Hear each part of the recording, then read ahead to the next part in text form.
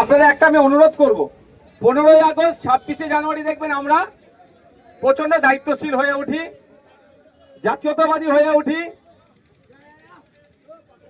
দেশভক্তি আমাদের মধ্যে এই দুটো দিন যেন সব থেকে বেশি থাকে। আমার অনুরোধ শুধু এই দুটো নয়, বছরের বাকি দিনগুলোতেও আমাদের মনের মধ্যে এবং কর্মের মধ্যে একই স্পিরিট যেন থাকে যে আমাদের কর্মের দ্বারাই আমাদের দেশ, আমাদের বাংলা কিভাবে এগিয়ে যায়, এটা মাথায় রাখতে হবে। আর শুধু স্বাধীনতা এই নয় যে পতাকা উত্তোলন হলো, জাতীয় সঙ্গীত পরিবেশন হলো, একটু মিষ্টি খাওয়ানো হলো, এটা নয়। কিসের স্বাধীনতা? মতামতের স্বাধীনতা। আমরা পাচ্ছি কি পাচ্ছি না আমাদের এটা ভাবতে হবে।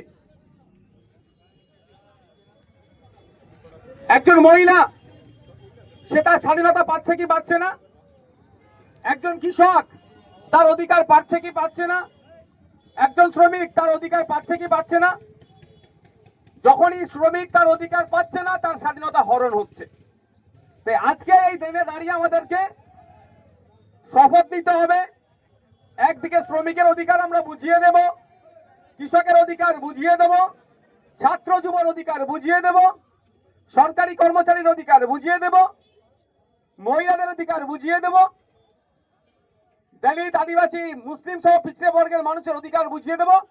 এক কথায় সংবিধান প্রদত্ত প্রত্যেকটা নাগরিকের অধিকার আমরা কি করব, বুঝিয়ে দেব।